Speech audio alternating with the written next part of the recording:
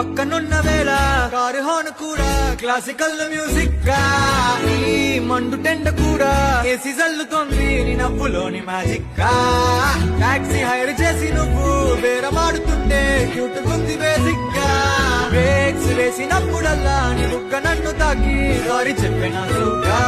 నువ్వున్న కిటికీ ఏ వైపు వెతికి వాట్సాప్ చేస్తావా?